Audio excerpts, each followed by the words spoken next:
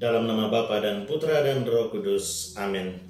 Ibu bapak, rekan-rekan muda dan adik-adikku yang terkasih dalam Kristus, bersama saya Romo Raffi Uran CSSR dalam renungan Hari Raya Tritunggal yang Maha Kudus.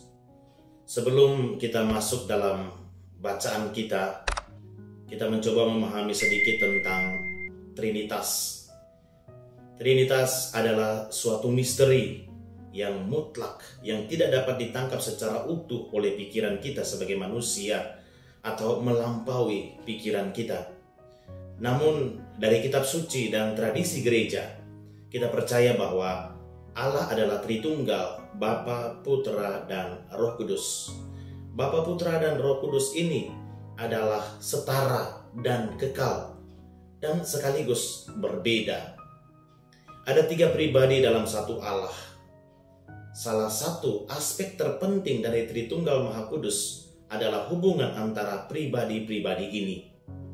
Dalam hubungan antara pribadi ini atau dalam persekutuan Tritunggal yang Maha Kudus ini, ada kesetaraan yang lengkap, ada kesetaraan yang sempurna. Tidak ada yang lebih tinggi dan tidak ada yang lebih rendah. Tidak ada yang lebih dahulu dan tidak ada yang keberadaannya itu kemudian.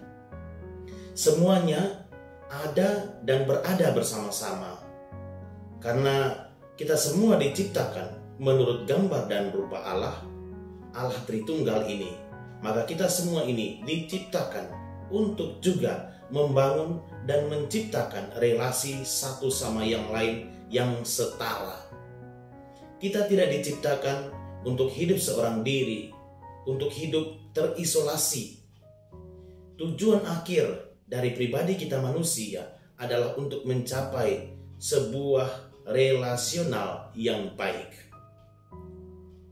Di dunia sekitar kita melihat banyak sistem dan struktur yang bersifat eksploitatif dan menindas banyak kaum lemah. Semua diskriminasi, kasta, maupun gender sangat bertentangan dengan persekutuan Tritunggal ini. Setiap kali kita melihat berbagai macam perpecahan, permusuhan yang terjadi dalam rumah tangga kita, lingkungan kita, wilayah kita, dan bahkan dalam lingkup yang lebih luas dalam konteks negara kita ditantang, dituntut untuk mengembalikan, memulihkan persekutuan dan persatuan, persaudaraan dalam relasi satu sama yang lain.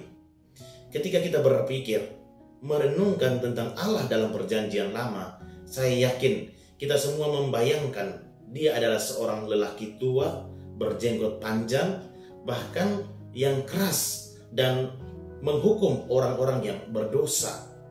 Tapi jika kita melihat dalam bacaan pertama hari ini, yang diambil dari kitab Keluaran, digambarkan seperti apa Allah itu. Ia adalah Allah yang penyayang dan pengasih, panjang sabar, dan berlimpah kasih setianya. Sifat Allah ini ditunjukkan dengan cara mencintai, mengasihi, dan mengampuni bangsa Israel, sekalipun mereka adalah bangsa yang tegar tengkuk dan berpaling dari Allah untuk menyembah patung emas lainnya. Dalam bacaan kedua dari surat kedua Rasul Paulus kepada jemaat di Korintus, Paulus menitipkan pesan yang sangat luar biasa kepada jemaat-jemaat Kristiani di Korintus untuk hidup sehati sepikir dan hidup dalam damai sejahtera. Mengapa Paulus memberikan pesan khusus ini kepada mereka? Karena masyarakat di Korintus itu masyarakat yang heterogen dari segi budaya, sosial, politik, dan bahkan agama. Mereka hidup berdasarkan kepentingan mereka masing-masing, walaupun banyak di antara mereka yang sudah memeluk agama Kristen, namun praktek-praktek budaya mereka masih sangat kental. Kehidupan moral sangat bobrok karena penguasaan nafsu birahi yang tak terbendung dan penyembahan terhadap dewa-dewa kafir masih saja terjadi.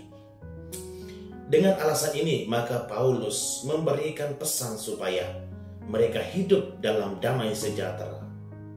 Dan di akhir pesan Paulus ini, ia juga menyampaikan salam dari semua orang kudus dan kasih karunia Yesus Kristus, kasih Allah, dan persekutuan Roh Kudus menyertai mereka selalu.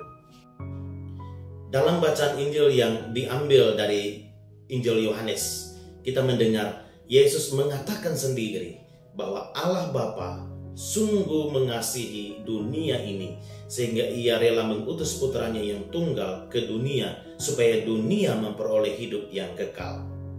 Kata-kata Yesus ini tidak menjadi sebuah persoalan atau tidak mengejutkan bagi kita saat ini, namun sangat mengejutkan bagi jemaat-jemaat pada zaman Yesus, karena mereka berpikir bahwa Allah itu hanyalah Allah orang Israel yang hanya mencintai dan menyelamatkan bangsa Israel saja. Maka kemudian Yesus menegaskan lagi bahwa siapa saja yang percaya kepadanya, ia tidak akan dihukum. Jadi Yesus itu diutus oleh Bapa ke dunia untuk semua orang tanpa kecuali. Hanya sekarang tinggal bagaimana kita menanggapi cinta Allah itu. Ibu, bapak, rekan-rekan muda dan adik-adikku yang terkasih dalam Kristus, melalui ketiga bacaan pada Hari Raya Tritunggal Maha Kudus ini, satu poin yang ingin saya tekankan bagi kita semua adalah kita perlu melihat Trinitas sebagai model bagi keluarga kita masing-masing.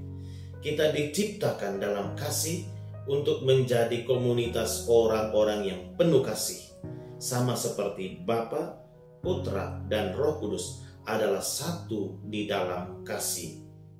Sejak hari pembaptisan kita telah menjadi milik satu Allah, satu Bapa, Putra, dan Roh Kudus. Betapa istimewanya kita tumbuh dalam keluarga yang begitu indah. Oleh karena itu, marilah kita berpaling kepada Bapa, berpaling kepada Putra, dan kepada Roh Kudus dalam doa setiap hari. Kita termasuk dalam keluarga Allah Tritunggal yang Maha Kudus. Kasih, kesatuan, dan sukacita dalam hubungan antara Bapa, Putra, dan Roh Kudus harus menjadi model tertinggi dari hubungan kita di dalam keluarga Kristiani kita. Keluarga kita harus menjadi benar-benar Kristen ketika kita hidup dalam hubungan kasih dengan Tuhan dan dengan sesama. Amin. Dalam nama Bapa dan Putra dan Roh Kudus. Amin.